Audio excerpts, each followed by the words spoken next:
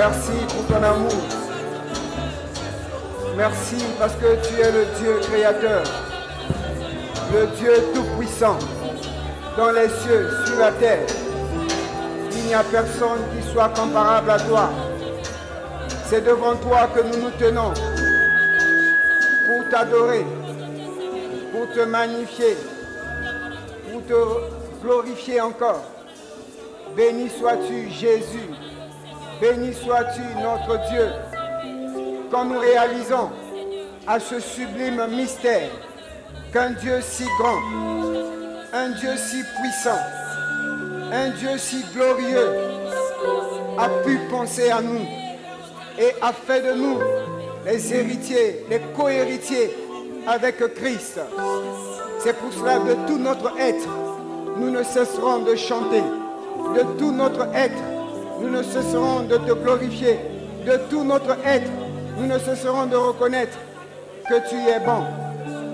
Oh, merci, parce que nous sommes simplement des vases d'argile que tu as pris et tu as façonné. Nous sommes, Seigneur, oh, l'argile entre tes mains. Merci parce que tu nous as façonnés. Merci parce que tu nous as modelés. Merci parce que tu nous as donné la forme. Oh, sois béni, sois honoré, sois glorifié, Seigneur. Alléluia. Alléluia. Mais quand je songe au sublime mystère, un Dieu si grand, un Dieu si grand a pu penser à moi. Dis-le encore, mais quand je songe, mais quand je songe. Mais quand je songe au sublime mystère, un Dieu si grand, un Dieu si grand, il a pu penser à moi. Il a pu penser à moi. Et que son cher fils, et son cher fils est devenu mon frère, est devenu mon frère, et que je suis l'héritier, et que je suis l'héritier du grand roi.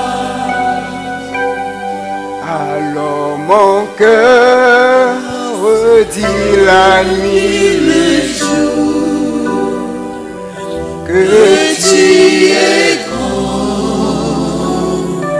ô Dieu d'amour. ô Dieu d'amour. Alors mon cœur redit la nuit, le jour Yahweh, oh, que tu es grand, ô Dieu d'amour. est-ce que tu peux acclamer pour ce Dieu d'amour? Alléluia. Alléluia. Merci, Seigneur. Merci, la voix de l'épouse, de nous avoir conduits dans cette présence. Que Dieu vous renouvelle encore pour que vous fassiez la même chose au deuxième culte. Est-ce qu'on peut acclamer le Seigneur pour les encourager? Nous voulons également vous saluer au nom de Jésus-Christ. Nous pouvons aussi nous saluer les uns les autres. Aidez-moi à saluer le frère, la sœur. Voilà, que Dieu te bénisse. Il y en a qui étaient en voyage, qui sont revenus. Non, c'est bon. Je vois le frère Soudi qui est là, que Dieu te bénisse, qui est au Sénégal, qui est revenu, que Dieu soit loué. En tout cas, soyez bénis, vous êtes chez vous. Amen. Voilà, nous allons prier le Seigneur avant d'écouter la parole. Éternel, nous bénissons ton nom pour ces moments merveilleux. Tu as dit dans ta parole que ta parole est une lampe à nos pieds. Le psalmiste tout au moins disait que ta parole est une lampe à nos pieds et une lumière sur notre sentier. Seigneur, nous voulons prier pour que cette parole puisse réellement nous éclairer, puisse réellement nous conduire. Nous avons besoin de l'aide de ton esprit parce que de nous-mêmes, nous ne pourrons pas parler. Mais c'est avec ta force, avec la capacité qui vient du Saint-Esprit que nous pourrons toucher les cœurs. Et bénis encore ces moments. C'est au nom de Jésus nous avons prié. Amen. Voilà, nous poursuivons notre méditation sur les 7 fêtes de l'Éternel. Et dans ces 7 fêtes-là, nous lisons la pensée du Seigneur. Aussi bien pour nous-mêmes que pour l'humanité et même pour l'Église. Et aujourd'hui, par exemple, le monde entier est en train de célébrer la fête des pères. Mais nous savons clairement que ce n'est pas une fête biblique.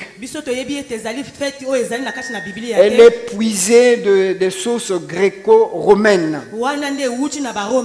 Et de la même manière que la fête des mères célèbre une divinité gréco-romaine, de la même manière la fête des pères n'a pas de fondement biblique. Et quand vous essayez même de comprendre un peu l'origine de cette fête,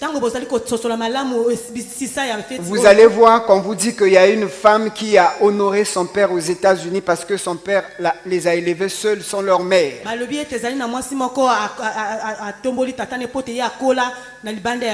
Tout cela est loin de la pensée de Dieu. Dieu ne veut pas que l'homme soit seul. Dieu dit, et les deux deviendront une seule chair. Donc c'était juste une parenthèse pour nous dire les fêtes que nous voyons dans le monde sont là pour distraire l'Église. Dieu a laissé au travers des Saintes Écritures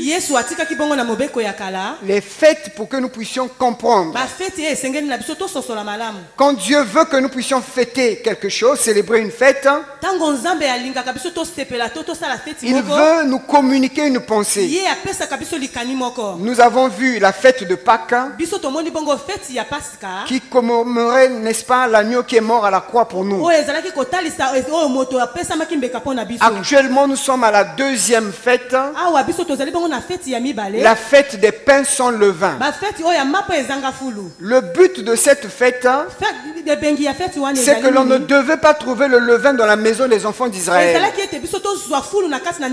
Et aujourd'hui, quand nous l'appliquons à notre vie, il est question que l'on ne trouve pas le levain dans notre vie.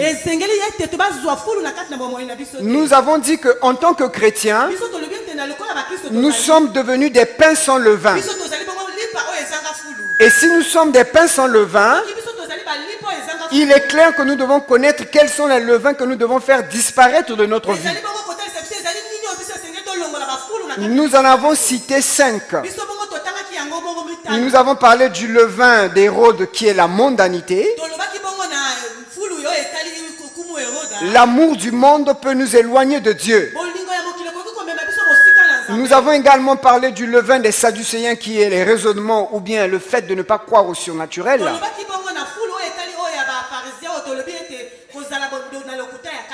Et ensuite, nous avons vu, donc, nous avons commencé à voir la semaine passée, donc, le levain des pharisiens.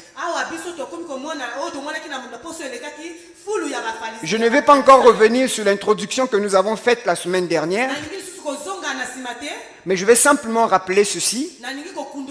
Le levain des pharisiens, c'est l'hypocrisie. Et nous avons dit que les pharisiens, au fait, ce n'est pas des mauvaises personnes. Les pharisiens, à la base, leur enseignement est pur. Mais c'est suivant leurs interprétations, ils interprétaient la parole de Dieu pour les autres, pas pour eux-mêmes. Au point où les pharisiens n'appliquaient pas la parole. Et c'est là où nous disons que le levain des pharisiens, c'est le fait de ne pas appliquer la parole, c'est-à-dire l'hypocrisie. Et nous avons défini ici l'hypocrisie.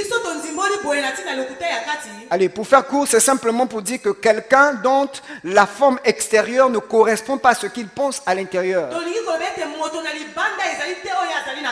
Comme Jérémie disait, quelqu'un peut vous donner un bon sourire, Mais dans son cœur, il vous a déjà poignardé.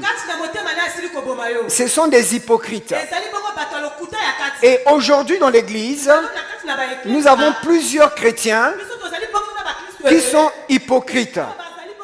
Et l'hypocrisie se révèle sur deux niveaux. Il y a d'abord l'hypocrisie vis-à-vis de Dieu et ensuite vis-à-vis du prochain. Vis-à-vis de Dieu, nous avons vu la semaine dernière dans notre manière d'aimer Dieu. Nous pouvons montrer que nous aimons Dieu, mais en réalité nous ne l'aimons pas. Parce que nous apportons de l'argent à l'église. Parce que nous travaillons à l'église. Non pas parce que nous avons l'amour de Dieu, mais parce que nous voulons que les gens nous voient. Et beaucoup de gens sont dans ce piège-là. Quand ils donnent quelque chose à l'église, ce n'est pas parce qu'il veut que Dieu voie, mais c'est parce qu'il veut que les hommes le voient. Et c'est comme ça qu'ils reçoivent leur récompense, c'est-à-dire l'acclamation, le respect des hommes. Ensuite, nous avons vu que l'autre danger par rapport à l'hypocrisie vis-à-vis de Dieu, il s'agissait de la prière. Les gens ne prient pas parce qu'ils sont devant Dieu, mais ils prient parce qu'ils veulent que les gens sachent qu'eux ils prient. Et il y en a même qui jeûnent parce qu'ils veulent que les gens voient qu'eux ils jeûnent. Comme les disciples de Jean-Baptiste qui sont venus voir Jésus pour dire que nous jeûnons ainsi que les pharisiens, mais tes disciples à toi ne jeûnent pas. Donc nous voyons dans la dimension de la relation avec Dieu, beaucoup de gens au fait ne réalisent pas qu'ils sont devant Dieu. Et nous bénissons le Seigneur pour l'interpellation que nous avons eue pendant la nuit de prière. Pour ceux qui étaient là la nuit, nous avons vu comment est-ce que le Seigneur nous a interpellés ici. C'est pas seulement d'être à l'église, d'être là présent, mais il faut que ton cœur y soit. Beaucoup de gens aujourd'hui, pendant que nous adorons le Seigneur, nous glorifions le Seigneur, leur cœur n'y est pas. Ils sont là physiquement, mais leur esprit se balade. Ils sont en train de regarder les frères, ils sont en train de regarder les sœurs, ils sont en train de regarder la salle. En tout cas, leur esprit n'est pas là. Et le Seigneur n'est pas content du tout pour cela. Quand nous sommes comme ça, nous sommes des hypocrites. Et Dieu sait que nous sommes des hypocrites. Or, l'hypocrisie, telle que nous l'avons vue, est très dangereux pour l'enfant de Dieu. Parce que nous le verrons à la fin, que l'hypocrisie t'emmènera en enfer. Et avant de rentrer dans la deuxième caractéristique de l'hypocrisie, parce que la semaine dernière nous avons vu la première caractéristique, c'est-à-dire le fait de vouloir paraître. Et donc je disais, avant de rentrer dans cette deuxième catégorie, deuxième caractéristique, dans le désir de vouloir paraître de l'hypocrisie, nous avons un exemple très frappant dans la parole de Dieu. Je ne vais pas lire cela, mais je vais simplement vous expliquer. Le roi David va coucher avec la femme de son serviteur. Ensuite, il va jouer à l'hypocrisie. Il va faire rappeler Uri, le mari de Bathsheba. Il va organiser une fête avec Uri. Il va manifester à Uri qu'il aime. Ensuite, il va dire à Uri d'aller dans sa maison. D'aller chez lui à la maison. Pourquoi il a fait cela? Parce que David savait que le fait qu'il s'est accouplé avec la femme d'Uri et que cette dernière est tombée enceinte, pour ne pas prendre la grossesse sur lui, il fallait manifester la bonté vis-à-vis du mari. Dieu seul sait combien de femmes portent des grossesses et ont même eu des enfants qui ne sont pas les enfants de leur mari.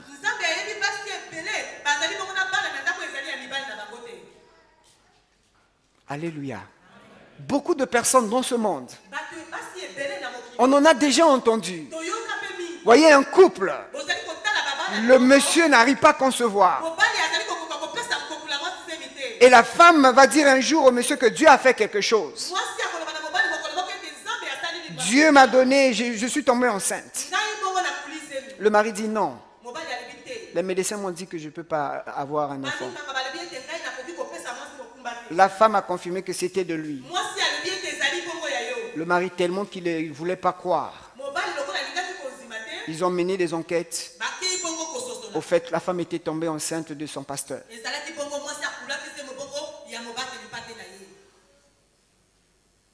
Combien de gens sont hypocrites dans les relations sociales? On n'est pas vrai vis-à-vis de notre prochain. On n'est pas vrai vis-à-vis de notre conjoint. On est hypocrite. Et David a voulu coller une grossesse à quelqu'un qui n'a pas commis cela. Il voulait paraître comme un bon roi. Il voulait être quelqu'un de merveilleux. Uri a refusé d'aller manger. Il a refusé d'aller s'accoupler avec sa femme. Et quand le roi David apprend cela, il dit, mais Uri, pourquoi tu n'es pas allé dans ta maison?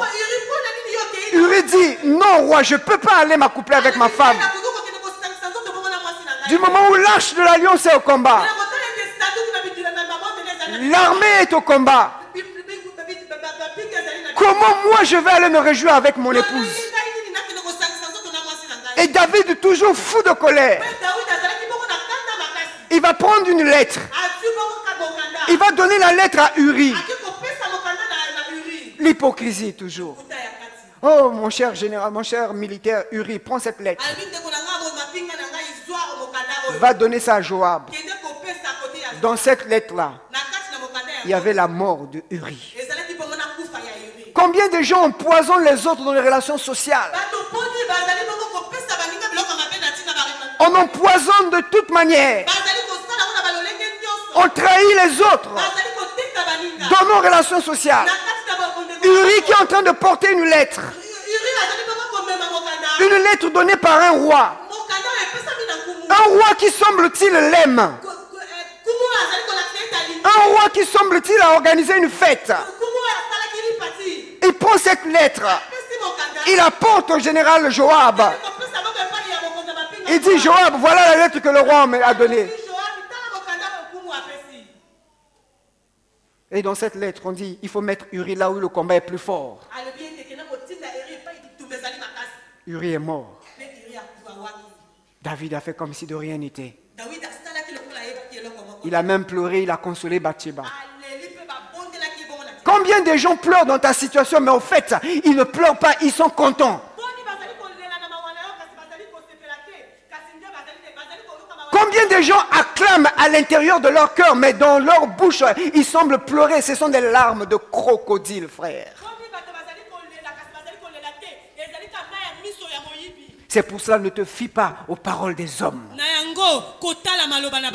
Confie-toi au Seigneur Jésus-Christ. Confie-toi à Dieu.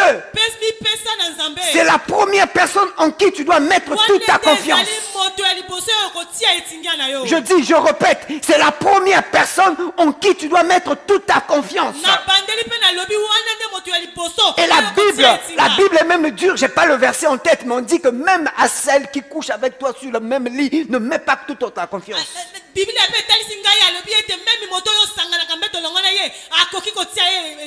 Nous voulons paraître dans nos relations sociales. Nous nous trahissons les uns les autres. Et aujourd'hui, c'est encore plus criard dans le monde chrétien.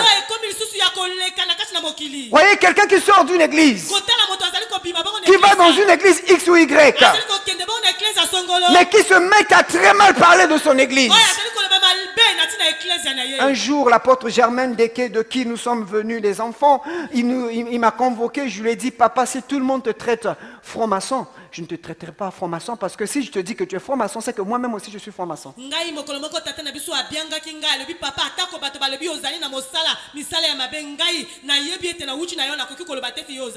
J'ai hérité des bonnes choses de ta part. Bien-aimés, nous devons être honnêtes. Je lui ai dit ça en face. Ici, je n'ai pas honte de le dire. Je le dis encore. Je reconnais que dans mon parcours chrétien, eh ben, il a impacté ma vie. Je n'ai pas honte de le dire. Et même devant lui, il me suivra certainement. Je le dis, il le sait, je l'ai dit, je le redis encore. On doit être vrai, frère. Mais les gens se trahissent. Quand ils sortent d'une relation, ils commencent à dire toutes les mauvaises choses de la personne. Et tenez-vous toujours pendant la nuit de prière. Le Seigneur nous a clairement expliqué Satan est le père de l'hypocrisie. Regardez avec moi dans 2 Corinthiens chapitre 11, verset 14. La Bible dit, et ce n'est pas étonnant puisque Satan lui-même se déguise en ange de lumière. Satan se déguise en ange de lumière. Dans la version parole de vie, le verset 14 dit ceci, rien d'étonnant à cela, Satan lui-même fait semblant d'être un ange de lumière. Voyez, Satan fait semblant d'être un ange de lumière. C'est-à-dire Satan est hypocrite. Et le mot déguisé qui est utilisé ici en grec, c'est le mot métakematizo. Ça veut dire qu'il veut dire se transformer, revêtir une autre forme. Ça veut dire se camoufler, se travestir.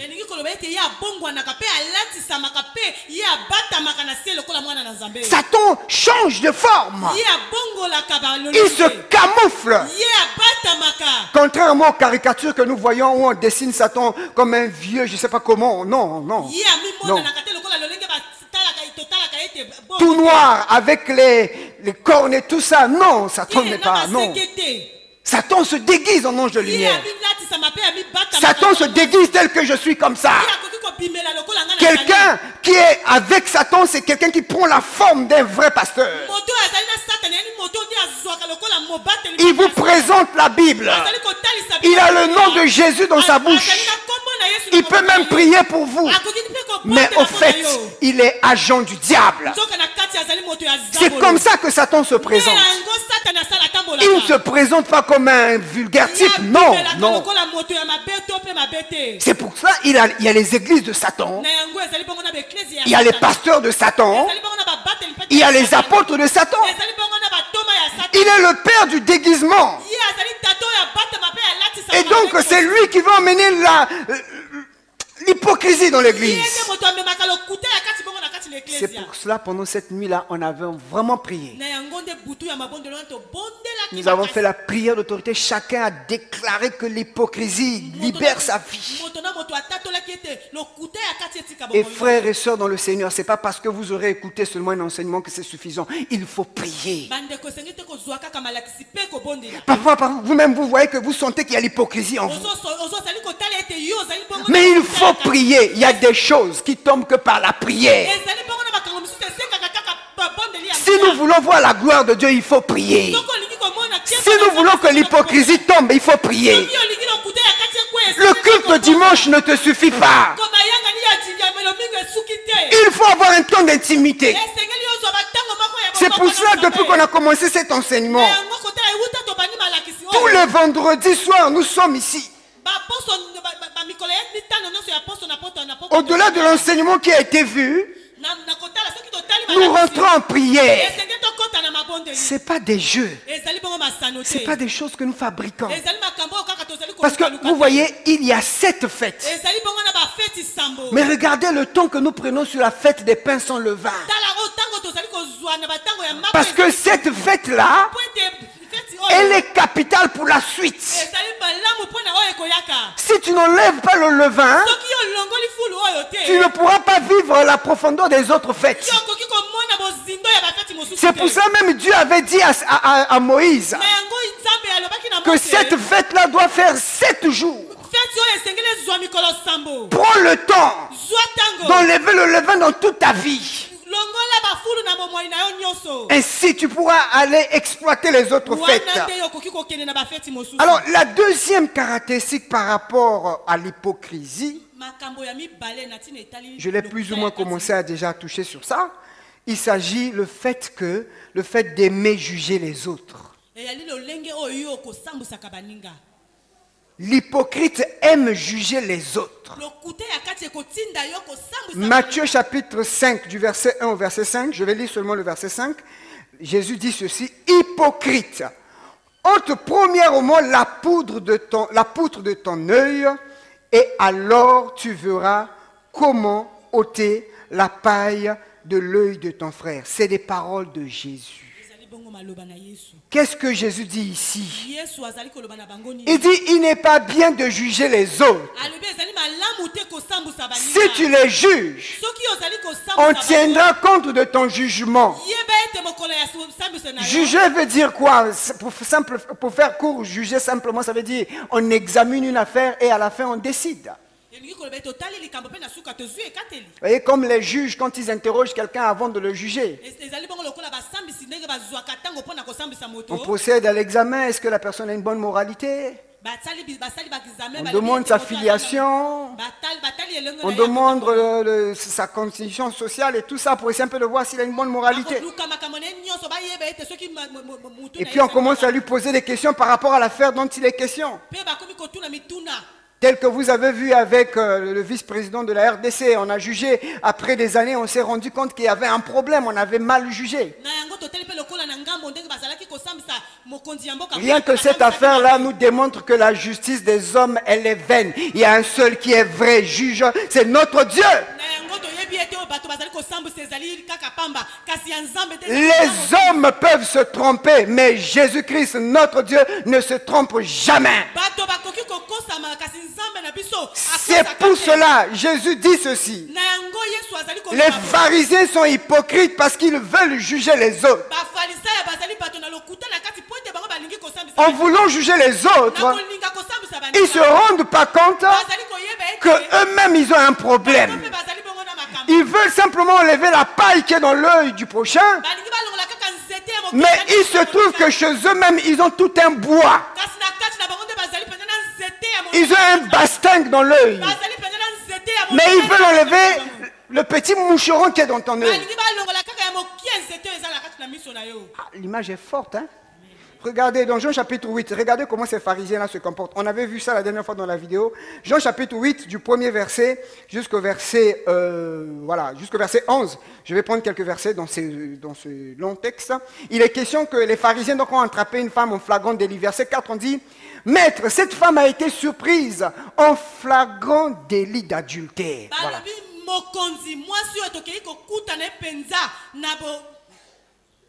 En flagrant. En plein acte. Comment ils ont fait? Ils ont attrapé en plein flagrant délit d'adultère. Première réaction qu'ils ont, ils prennent la femme, ils exposent à Jésus. Je vous assure, il y a des gens qui sont ici, même pendant que la parole passe, ils disent, l'hypocrisie là c'est bien pour ma belle-mère. Il y en a une autre qui dit, ça c'est bien pour mon mari. En tout cas après ici je vais lui dire, tu as vu hein? On nous raconte l'histoire, un jour il y a quelqu'un qui était venu à l'église. Et il n'avait plus ce jour-là. Et il était seul avec le pasteur.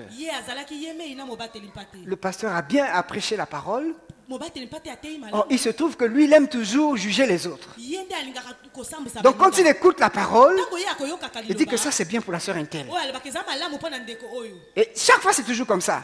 Mais le jour-là, comme il était seul, le pasteur à la fin lui pose la question. Comment tu as trouvé la parole? Il dit en tout cas, pasteur, ce que vous avez prêché là, en tout cas c'est bien pour mon frère qui n'est pas venu. Donc, juste après le culte là, je vais aller lui voir. On aime juger les autres. Non, ça dit que nous on est des canards quoi. Quand on nous met de l'eau, on enlève. Il n'y a pas, ça ne nous touche pas.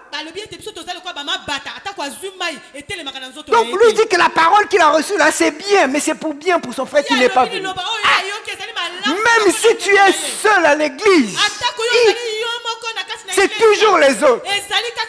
Ils attrapent cette femme en plein flagrant délit d'adultère. Voyez, comme eux, ils interpréteraient la loi à leur façon, ils vont dire à Jésus, Moïse nous a dit, ils sont même en train de mentir par rapport à la loi. Hein. Il dit que Moïse nous a dit qu'une telle femme, on doit la lapider. Il ne donne pas toute la loi. La loi disait dans Lévitique 20, verset 10, que si vous trouvez une femme et un homme en plein flagrant délit, les deux, vous allez les lapider.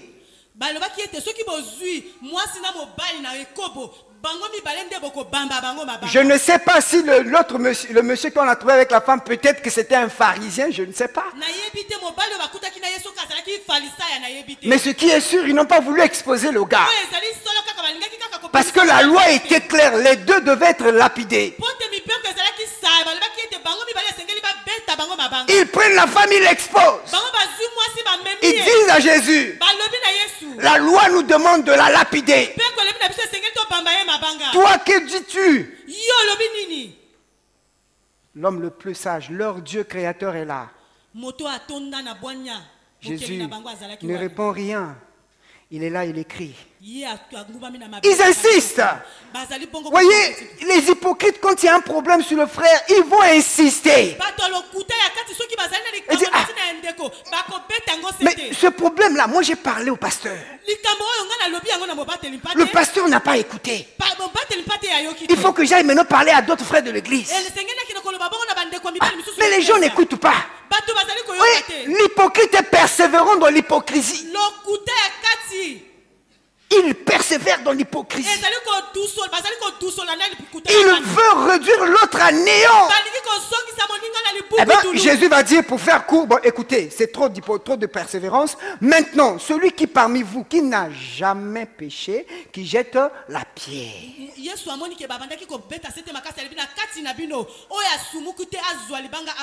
Peut-être que dans la foule là, puisque c'était une femme prostituée certainement, peut-être que dans la foule il y avait un homme aussi qui avait déjà couché avec elle. Là, quand le gars là parle comme ça, ça veut dire qu'il a déjà vu. Vous voyez, dans certaines, on n'a pas encore reçu cette grâce-là, mais il y a certaines églises où le prophète est capable de voir. Dès que tu rentres, on dit, hé frère, tout est là. Je ne sais pas si Dieu peut me faire grâce maintenant que je vois, je ne sais pas. Mais j'assure qu'il y a beaucoup de gens qui vont vraiment commencer à bloquer. Parce qu'ils ont dit, ah, si lui nous parle comme ça, ça veut dire qu'il est conscient de notre état. Et chacun commençait à laisser la pierre, chacun. One. Du plus petit, il y avait même les petits enfants qui voulaient lapider la maman de tout. Vous voyez, quand l'hypocrisie a gagné une personne, ça va même gagner son épouse, ça va gagner ses enfants. Et même les enfants vont vouloir lapider pauvre maman. Du plus petit au plus âgé. Ils ont commencé à se retirer. Jésus va rester avec cette femme-là. Il dit à cette femme, où sont ceux qui t'accusaient? Où sont ceux qui te condamnaient? Alors moi, je ne te condamne pas.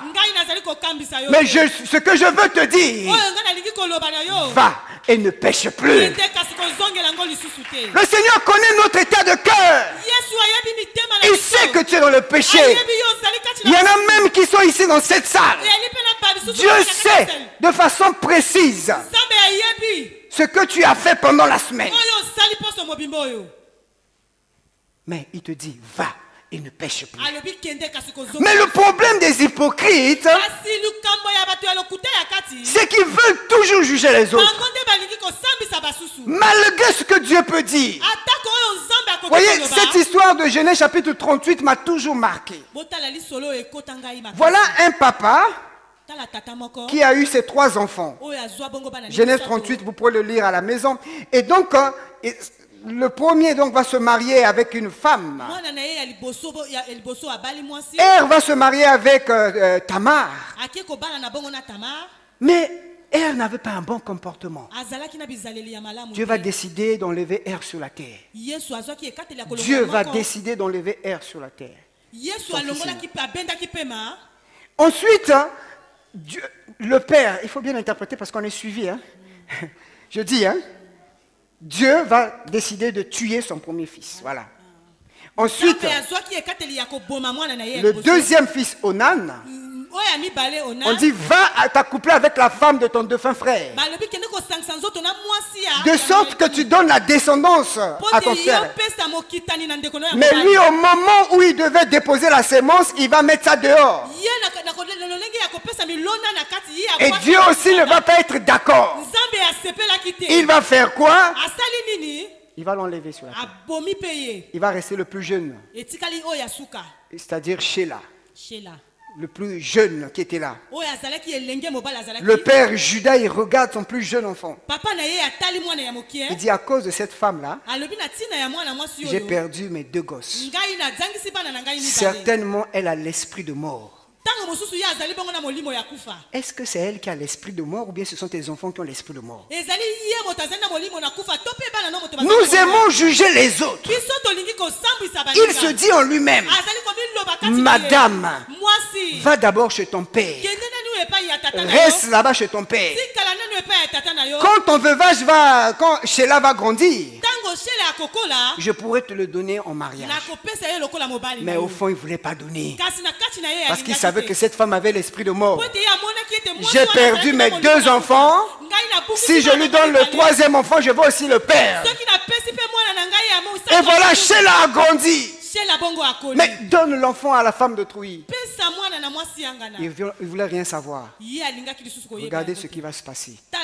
Cette femme-là va se constituer une prostituée. Et le père de Sheila va s'accoupler avec cette femme. Parce qu'il n'avait pas reconnu que c'était sa belle-fille. Et quelques jours après, on dit que voilà, ta belle-fille Tamar est enceinte. Regardez ce qu'il va dire à Tamar. Regardez. Verset 24. On dit environ 3 mois après, on vint dire à Judas, Tamar, ta belle-fille, celle qui a l'esprit de mort, s'est prostituée. Et même la voilà enceinte. Donc l'esprit de mort là, elle va encore tomber enceinte. Et à la suite donc de sa prostitution. Et Judas dit, faites-la sortir. Et qu'elle soit, lis bien, et qu'elle soit, c'est bien. Tamar est enceinte. Le gars il dit, je savais. Tel que je voyais la fille là, j'étais sûr qu'elle est dans le péché. C'est comme ça que les hypocrites se comportent dans l'église. Tel que je vois le pasteur là chanter Guégué, je savais qu'il était fromassa. On nous a même développé des divinités Guégué qu'on ne connaissait pas. J'étais conscient que Tamar était une prostituée. C'est sûr que mes 2 enfants qui sont morts là, elle a dû attraper, à l'époque il n'y avait pas le VIH, mais maintenant il aurait pu bien dire, elle a dû attraper le VIH et a contaminé à mes enfants. Et voilà la sentence qu'il va faire. Il dit faites-la sortir. J'imaginais déjà qu'il avait déjà tout préparé. Il dit là je vais l'achever. Je veux me venger sur mes 2 enfants. Il faut la brûler. Et on dit comme on l'a mené dehors,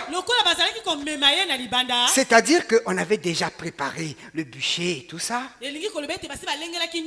On voulait déjà donc, on l'a mené déjà pour aller là. Combien de personnes l'église est en train de brûler? Tu n'as même pas écouté la personne. On t'a simplement donné l'information. Tu n'as même pas vérifié. Tu prends la peine de la brûler.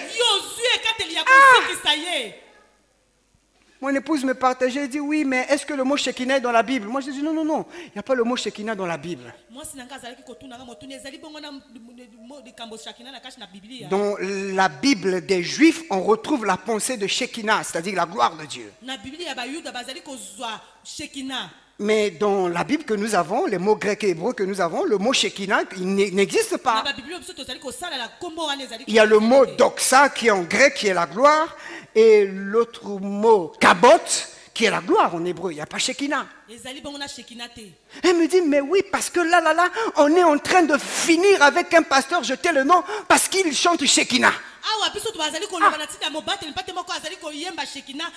Comme ils chantent Shekinah, ça veut dire la gloire. Ils ont démontré que Shekinah c'est la gloire de Satan. Et donc ça veut dire ce gars-là est un sataniste. Ce gars-là.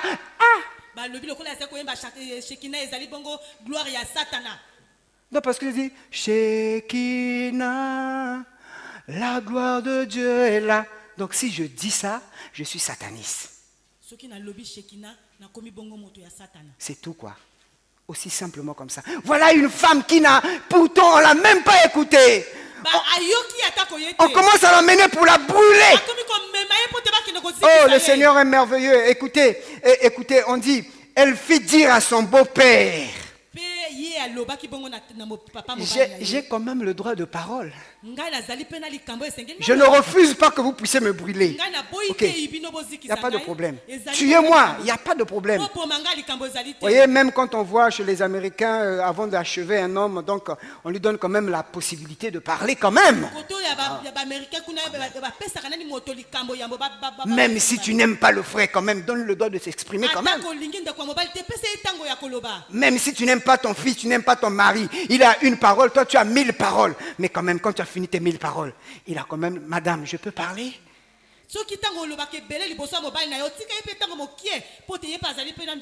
Même si tu as écouté ton fils, ça fait ça. Mais à un moment donné, laisse-le droit de parler.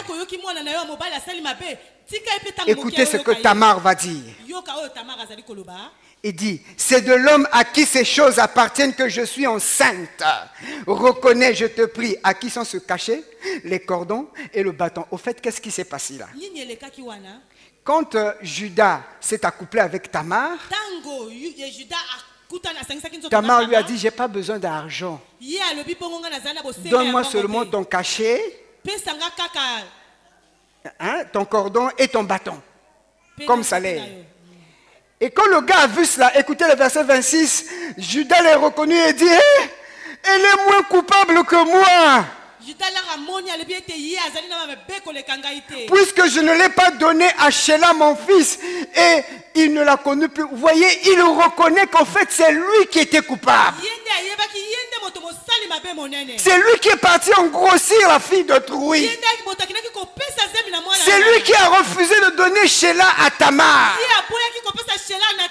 Et le voilà ici qui veut vraiment l'achever, la brûler. Il reconnaît que c'est lui le coupable. Il dit, je voulais voir la paille qui est dans l'œil de Tamar, mais en réalité c'est moi qui ai la poutre.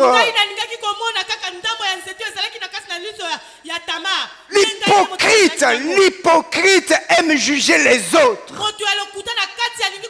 L'hypocrite aime condamner les autres. Est-ce que le Seigneur nous dit ce matin, arrête de juger les autres. Dieu les connaît. Il connaît qui sont ses serviteurs.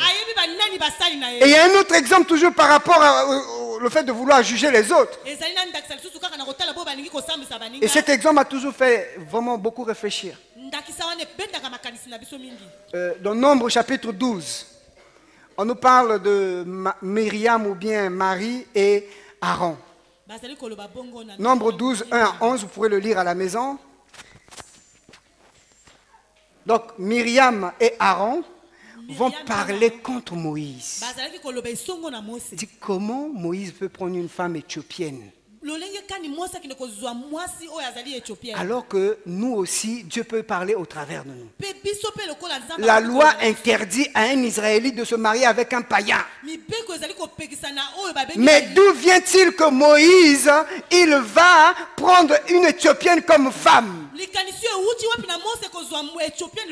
Là, il s'agit des condamnations ou bien des jugements que l'intéressé ne connaît pas. Moïse était avec sa sœur, ce sont ses frères de sang, hein? Sa sœur et son frère, mais qui parlaient derrière son dos, qui le jugeait, mais lui n'était pas au courant. Mais Dieu était au courant. Bien aimé dans le Seigneur, attention à ce que nous disons sur les hommes de Dieu. Même s'ils ne sont pas au courant, mais leur Dieu est au courant. Et fais attention. Si tu as un problème avec le serviteur de Dieu, tu n'as pas le problème avec lui, mais tu as le problème avec celui qui l'a enrôlé. Il peut faire l'erreur. Il peut commettre une erreur. Ce n'est pas ton problème. Laisse Dieu le juger. Voilà Marie et Aaron. Ils vont parler contre cet homme de Dieu. Et Dieu va les appeler. Dieu les convoque. Il dit Marie vient. Aaron vient. Moïse vient. Dieu se manifeste. Il dit si je parle à un prophète, je parlerai au travers d'une vision. Je parlerai au travers des rêves. Je ferai écouter une voix. Mais Moïse, je parle à lui face à face. Comme un homme parlerait à un autre homme. Et là, Moïse ne comprenait pas. Hein? Mais qu'est-ce qui se passe là? Et Dieu va dire, vous, Marie et Myriam, vous avez parlé. Non, Myriam et Aaron, vous avez parlé contre mon serviteur. La colère de Dieu s'est enflammée. Marie a eu la lèpre. Beaucoup de gens ont de lèpre spirituelle aujourd'hui. Parce qu'ils ont mal parlé d'un serviteur de Dieu. Frère, vous ne connaissez pas l'intimité que ces serviteurs ont avec leur Dieu. Peut-être qu'ils ont commis une erreur, oui.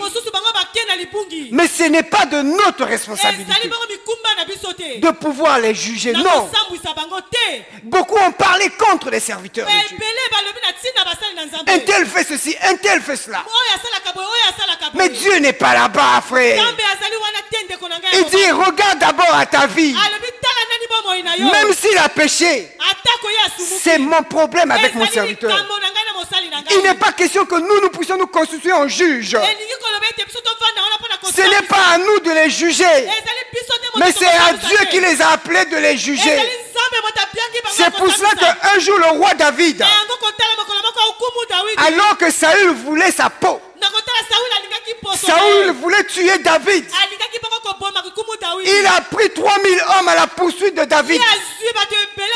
David voit Saül venir à sa poursuite. Et comme Saül s'était retiré pour faire des besoins naturels, David s'est approché de son habit.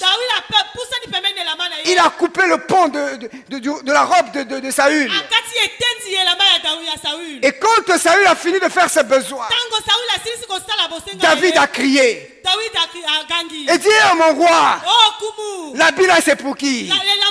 Regarde ton habit. J'ai coupé une partie de ton habit. On m'avait demandé de te tuer pour prendre ta place. Mais mon Dieu en qui je crois, il m'a dit, ne touche pas à mon oin. Saül, tu me veux du mal. J'avais l'occasion de t'achever. J'avais l'occasion de te tuer. Mais parce que ce Dieu en qui j'ai cru, il m'a dit de ne pas te juger. Je ne te jugerai pas. C'est pour cela, bien aimé dans le Seigneur, quand bien même David avait commis des péchés, Dieu était miséricordieux vis-à-vis de David. Parce que David n'a pas dû juger les autres. Mais tel que nous sommes là, il y en a beaucoup qui attendent des occasions. Ah, le voisin là m'a fait du mal. Si j'ai l'occasion, je vais l'exposer à la SNE. Je vais l'exposer à la police. Je vais lui porter plainte. Il doit comprendre de quel bois moi je me chauffe. Jésus a donné cet exemple de ce serviteur impitoyable. Il devait de l'argent à son patron. Son patron lui a dit, bon, écoute, tu vas devenir mon esclave, toi et tes enfants et toute ta famille. Il a pleuré. Alors le roi dit, bon, écoute, bon, comme tu as pleuré, écoute, c'est pas grave. Bon, je remets ta dette, tu ne payes plus. Ah, c'est vrai, tu vois. Mais lui, dès qu'il sort de la présence du roi, il voit son frère qui lui devait, on me dit que même plus d'argent que ce que son roi lui a pardonné. Il lui a dit, mon gars, tu dois me payer mon argent. Aujourd'hui là, il faut que tu payes. Non, vous blaguez avec les gens, hein? Avec la rupture qui est là, ici, là. Toi, tu me dois 2 millions, tu ne vas pas payer. Tu dois payer. Oh non, laisse-moi encore le temps. Il y a les choses, toi-même tu l'as dit, hein, il y a la rupture. Rupture ou pas? BJ, venez le prendre. On a pris le gars. On l'a emmené en prison. Et le patron va apprendre cela. Il dit, qu'est-ce que vous racontez là? Oh, le gars que tu as pardonné là. Mais il a fait arrêter son prochain. Pour une dette. Attendez, c'est une petite dette. Le roi dit quoi? Mais non, mais les gens ne sont pas sérieux quand même. Vous voyez, les gens qui ont beaucoup d'argent souvent parlent comme ça. Hein? Mais c'est pas sérieux quand même. Hein? Ça se passe pas comme ça. Un peu d'humanité.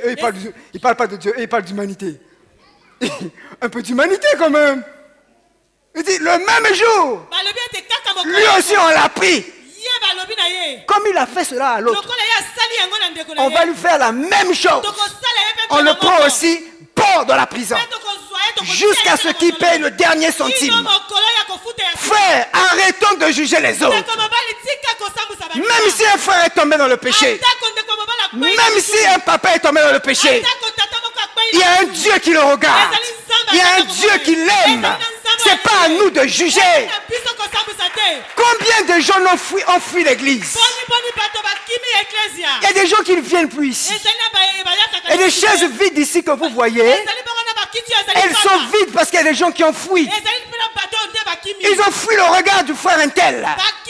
Ils ont fui le regard de la soeur Intel. Il est venu, il s'est constitué, il s'est confié à un homme de Dieu. Il a dit j'ai fait ça, j'ai fait ça, j'ai fait cela. L'homme de Dieu, au lieu de garder le secret, il a commencé à parler à tout le monde. Pensez qu'une personne va rester dans une telle église? Arrêtons de juger les autres. Je me rappelle de cette histoire. Il y a un frère qui prêchait vraiment. Bon, alors, vraiment, ça c'est. Il prêche, il est en train de dire.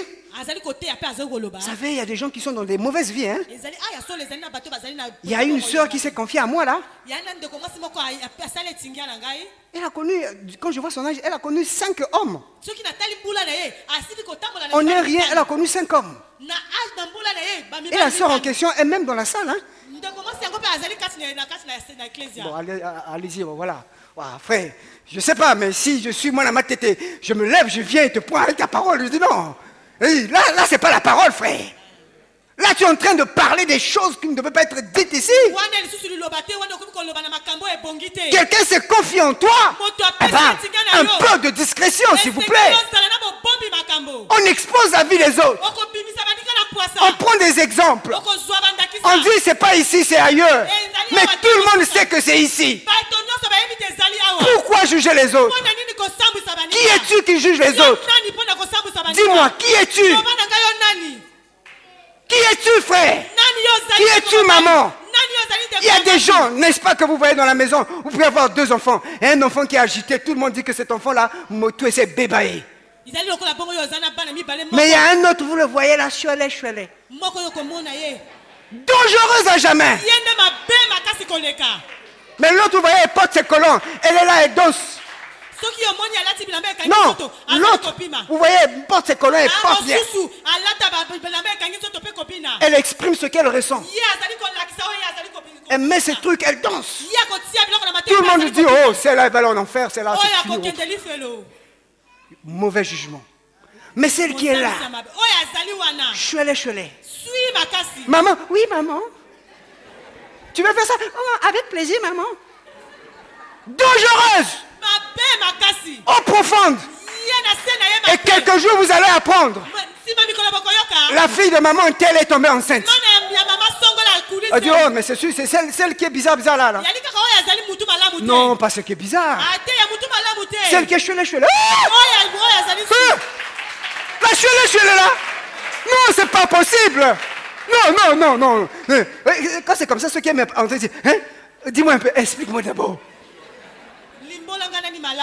Non, celle que tu vois, non. C'est pas possible, non. Il faut que j'aille voir moi-même. Et quand tu vas aller voir, il va constater, mauvais jugement. Qui es-tu qui juge les autres? La personne que tu es en train de juger, elle est peut-être préférable à toi.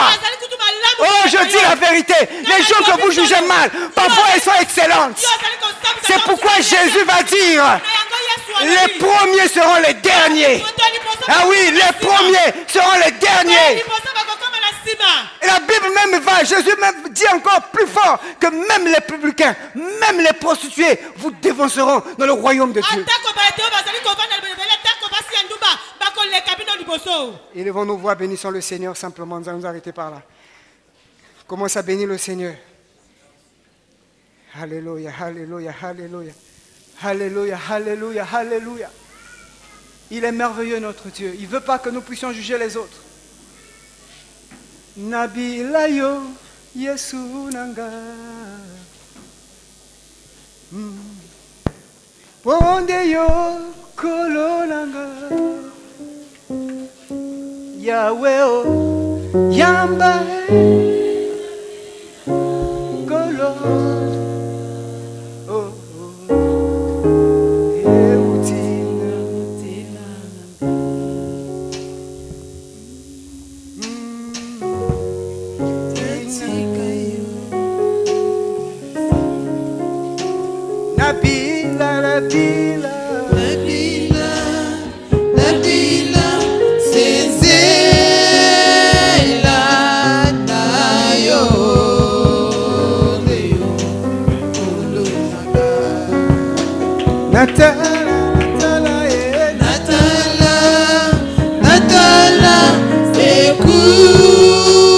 On peut se lever.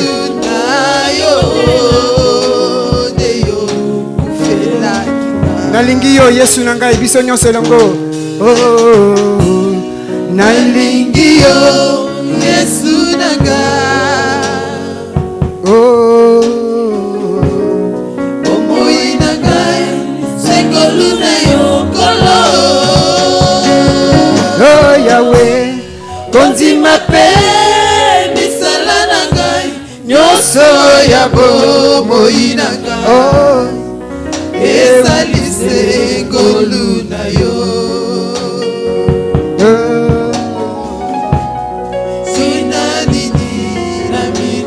nous allons prier ce matin. La Bible dit, qui es-tu, toi qui juges les autres? Tu es donc inexcusable. En jugeant les autres, tu te condamnes toi-même. Puisque toi qui juges, tu fais les mêmes choses. Ce matin, nous allons demander pardon tous. Moi le premier. Demandons pardon. Quelque part, tu as mal parlé des autres. Tu as jugé les autres. Élève ta voix. Commence à demander pardon. Pour toutes les fois que tu as jugé. C'est le levain des pharisiens qui ont jugé cette femme prostituée, qui ont voulu la lapider. Mais Jésus a dit, celui qui parmi vous n'a jamais commis de péché. Personne n'était capable de jeter la pierre. Myriam et Aaron ont jugé Moïse. Moïse ne le savait pas, mais Dieu savait. Combien de serviteurs de Dieu tu condamnes? Combien de serviteurs de Dieu tu parles mal d'eux? Eux-mêmes ils ne sont pas au courant, mais leur Dieu est au courant. C'est pour cela, frère, Demande pardon. Demande pardon. Demande pardon, Seigneur. Pardon. Pardonne ton peuple. Pardonne chacun de nous. Pardonne chacun de nous, Seigneur. Pardonne chacun de nous, oh notre Dieu. Alléluia. Nous avons besoin de ton pardon, Seigneur. Nous avons besoin de ton pardon, Jésus. Nous avons besoin de ton pardon, oh Dieu de gloire. Alléluia. Alléluia, oh Jésus. Alléluia, oh notre Dieu. Nous voulons, Seigneur, tout demander pardon. Pardon ton Église. Alléluia, alléluia, alléluia. Enfin, la deuxième direction de notre prière de ce matin, il s'agit de la prière d'autorité. Il y a la prière qu'on adresse à Dieu, mais il y a la prière où on parle directement. On parle au problème. On parle au problème. Jésus a parlé à la tempête. Il a dit à la tempête, tais-toi. Il a dit à Lazare, Lazare sort. Ici, il est question que tu donnes l'ordre à Satan et à son hypocrisie qui se manifeste par les accusations de libérer ta vie. Parce que dans Apocalypse chapitre 12 au verset 10, la Bible nous dit que Satan est l'accusateur de nous.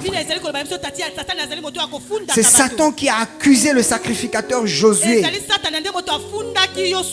Et c'est pour cela que Jésus-Christ est assis à la droite du Père. Il est en train de défendre notre cause. Satan a accusé Job devant Dieu. Il a dit, peau pour peau, touche à sa vie, il va te maudire. En tout cas, c'est Satan qui emmène ces formes de jugement dans l'église. C'est le diable qui veut que nous puissions nous juger les uns les autres.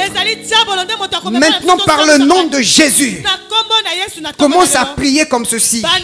Tu vas dire, je commande, j'ordonne, je donne l'instruction à Satan, avec son hypocrisie de jugement, de libérer ma vie. Allez, commence à prier maintenant. Commence à prier, frère. Il s'agit des choses de la vie. Il y a des gens qui ont la lèpre spirituelle. Myriam a eu la lèpre parce qu'elle a mal parlé contre Moïse. Beaucoup de gens sont malades. Beaucoup de gens ont des difficultés parce qu'ils parlent mal des serviteurs de Dieu. Maintenant, commande, donne l'ordre. Frère, prie. Nous avons un peu de temps encore. Continue à prier. Toi qui ne viens pas veiller de prière, prie. Profite de prier. Continue à prier. Alléluia, je refuse de juger les autres. Satan, toi et ton hypocrisie, libérez ma vie. Libérez ma vie. Je refuse de juger mon frère. Je refuse de juger ma soeur. Je refuse de juger les rois. Je refuse de juger les serviteurs de Dieu. Je ne suis rien. Je suis comme eux. Je suis pécheur. Je refuse. Allez, prie.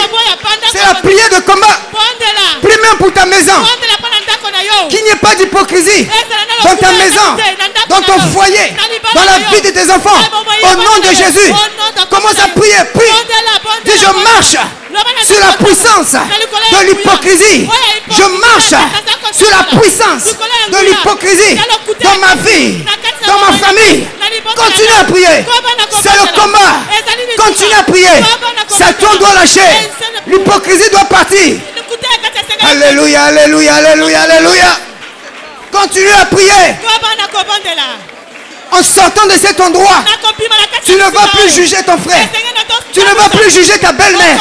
Tu ne vas plus juger ton patron. Alléluia.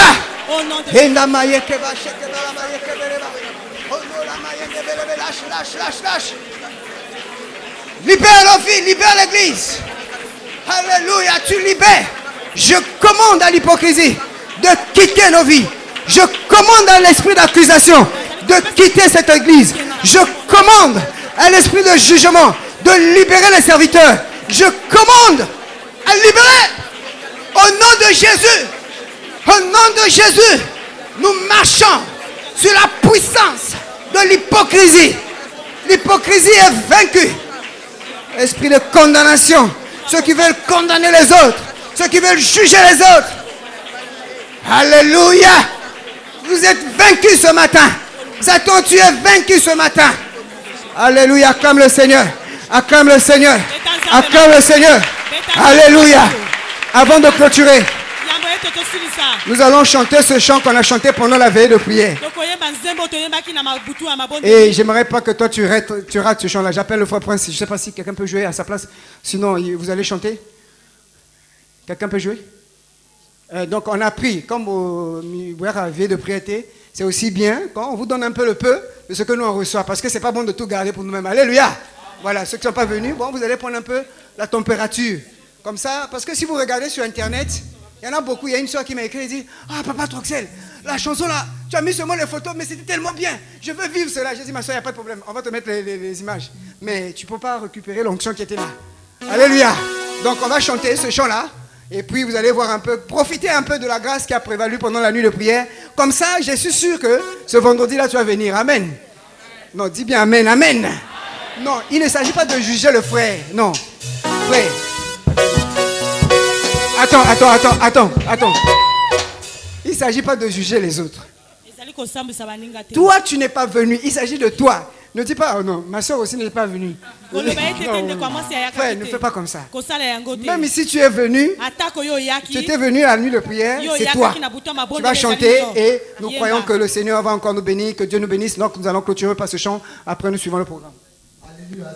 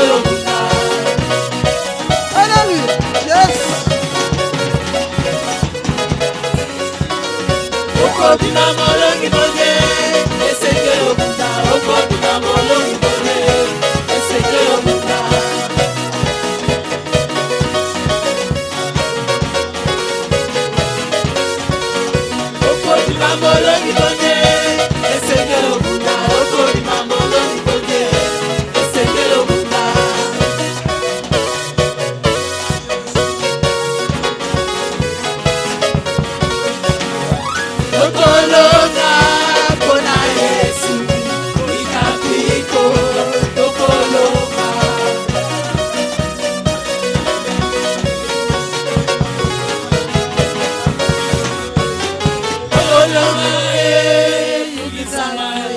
nyonso osalelinga